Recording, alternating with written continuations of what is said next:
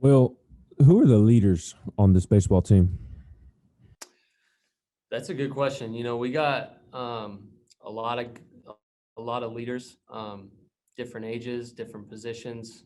Um, One thing we really believe in is that it really doesn't matter how old you are or who you are. You could be the best player on the team or just a guy who um, is on the roster and a part of the family.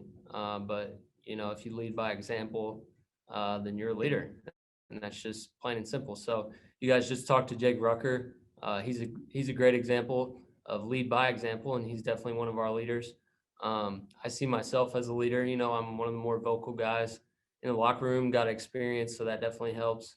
And then guys like Luke Lipsius, who are just they kind of have that vibe about them. They're always just in a good mood, and it seems to rub off on other guys. So those are some of the leaders I think of off the top of my head. All right, next we'll go to Gustavo and then Rick Russo. Well, how do you evaluate this preseason? This long preseason, but in terms of having the scrimmage and all, how do you evaluate the way you guys prepare leading up to the start of the season? Yeah, absolutely. I think one of the things that separates us, and it was talked about earlier, is that competition within our team. And when you're going against guys every day uh, that want to beat you, but are good teammates at the same time, then it's just iron sharpens iron mentality. So it's definitely been a long preseason. We played more fall scrimmages against each other than we ever have, partly because we weren't allowed to play anybody else. So instead of having that little break in between the fall season of playing another team and kind of getting a taste of a more game-like atmosphere, you're just rolling right along playing each other. And then you get back from Christmas break and it's kind of a little bit of the same medicine. So it gets a little monotonous. There's no sugarcoating that, but the coaches really do a really good job of having incentives, certain weekends in the fall. We would play for, a nice meal, or last weekend we played for pizza. When we were really spread out back in the fall, we'd play for the locker room because only several guys could be in there at the same time. So that's kind of the way they kept it interesting and kept it from getting too monotonous. But it's definitely a grind. I mean, you're sitting here lying if you're saying you'd rather play each other than playing another team. So, and you guys know we can really hit. So as a pitcher, even good teams in our league, I'm really excited to see somebody with a different jersey step in the box. Will, how impressed are you with this pitching staff, and how versatile is this staff? Oh, I'm very impressed, and we're extremely versatile. You can't replace a Garrett Crochet, but the good news for us is nobody else can either. So we're really deep, and we may not have that frontline guy who's just a surefire first rounder, but we have a lot of guys that could really do well for themselves this season and make some money in the draft and get individual accolades and go early. And so I think it's definitely going to be a team effort. And Jake talked about Blade Tidwell and Fitzgibbons and some other of those young guys like Will Mabry and Kirby Cannell, who are still considered freshmen, Drew Gilbert, that were here last year, have got to step up and make contributions. And then the old guys, like myself and Sean Hunley and Elijah Pleasance, who have been here and been around, we got to kind of grab the horse by the reins and just get off to a good start in terms of being on the mound and competing. And I think it's going to go really well. And we're extremely versatile. We got guys that can do all kinds of different roles. And, Coach V is one of the best in the business at mixing and matching and giving opportunities. So that's never, a worry going into the season. Is like, oh, am I going to get an opportunity? You're going to get an opportunity. You just have to run with it. And it kind of narrows down as we go. But we're extremely versatile. All right, we'll go to Troy and then Ryan and then Mike. Well, somebody who pitched in that regional 2 years ago, pitched pretty well, and obviously had that kind of opportunity taken away from you last year. I guess, how hungry are you and the rest of the team to kind of get back to that point? And is that kind of the expectation y'all kind of view for the season? Yeah, I mean, you hit the nail on the head there. And for me, take it a step further, tear your ACL in the fall and didn't even get, that appetizer of a season last year. I think I was probably a week and a half, 2 weeks away from getting back on the mound in a midweek game last year when the season got canceled. So that left a bitter taste. But at the same time, turned it around into a positive, gave me extra time to get healthy, could really focus on me. You know, Jake talked about going to this facility in his hometown during quarantine. I was lucky enough to have guys like Sean Hunley and Chase Wallace, who's with the Royals now, to kind of be around every day for 4 months and really have nothing to do but just to work on ourselves. So we would go work out, we would throw, we'd shoot a little basketball to try to stay in shape. And, you know, that was a time where you kind of really got to self-evaluate and be a little selfish, because when you're here and in practice mode all the time, you know, it's definitely a team environment, and you want to work on yourself every day. But when, you know, that's all you got going on, you can really hone in on some of your weaknesses and sharpen your strengths. You guys made a pretty big power jump a year ago. I think hit the second most home runs in the country before the season ended. Pitching against this lineup every day, do you see that trend continuing into this season? You know, I do see that trend continue. We hit a lot of home runs in the fall. We hit a lot of home runs in that early part last spring, and you know, everybody likes to give Coach Q a lot of credit, and he absolutely deserves it. But Coach Elander deserves a lot too, for getting these swings honed in. And then the guys themselves, they put in the work. You know, they're in the cage all the time.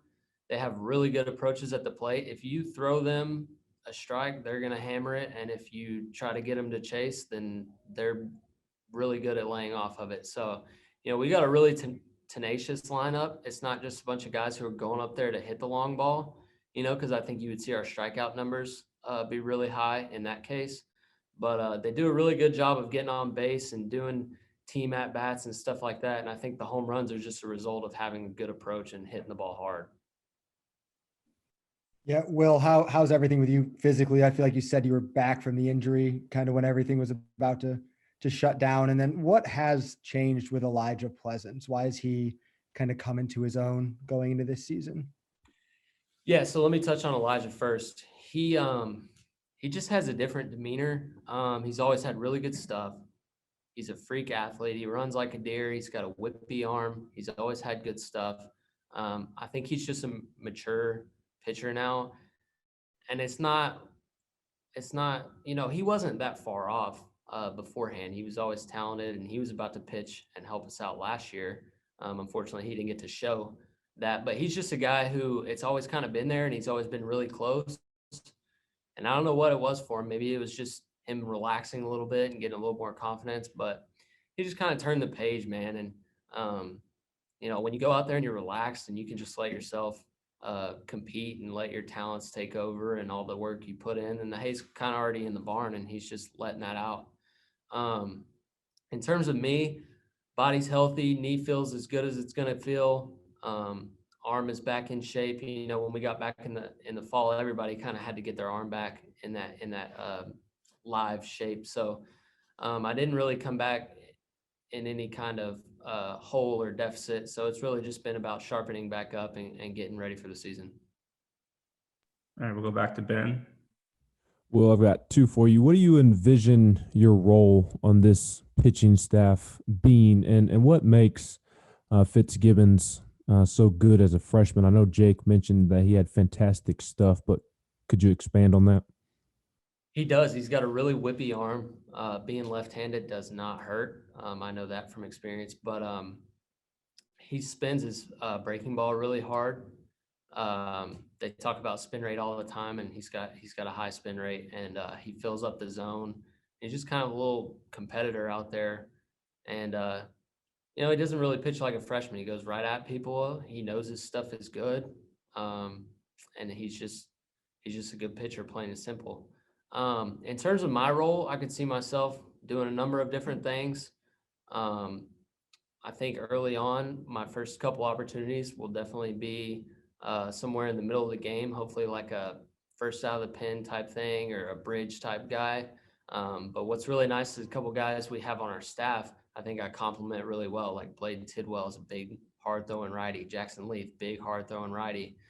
Sean Hunley gets a lot of swings and misses on his fastball. And then I could come in and be that change of pace and be able to get guys out by mixing and matching and locating my stuff and really just competing as hard as I can compete to get guys out. And, you know, that's one of the other reasons we're so versatile is because we got pitchers with all kinds of abilities and different ways to go about their day. All right, we'll do one more. We'll finish up with Ryan Schumpert. Yeah, I know you went through senior day in 2019 and you weren't really sure if you were going to come back. Just did you ever expect to spring of 2021 to still be at UT, and what's this kind of crazy experience been like? Yeah, so I actually went through senior day as a junior. They do it based off your school year, and I was able to graduate my undergrad in 3 years. So that's why I went ahead and did senior day that year. And then last year was supposed to be my true senior day, and I didn't think I would be back this year. But you can raise your hand if you predicted a global pandemic. So, but no, I'm extremely thankful to be back, and this is the path I'm on right now. And one thing I like to say is that everybody, takes a different path. And if you put a bag of popcorn in the microwave, all the same size, and put the same heat on all of them, they pop at different times. So, I'm more than thankful to be here. This place is home to me, and it's been an incredible piece of my life, and a story that I'll have forever, and experiences that I'll have forever, and friendships that I'll have forever. So, I couldn't be more excited and more hopeful for this season, not just for me personally, but everybody on this team. I really love seeing other guys have success, and I think when you go into it with an attitude like that, then you're more likely to have success.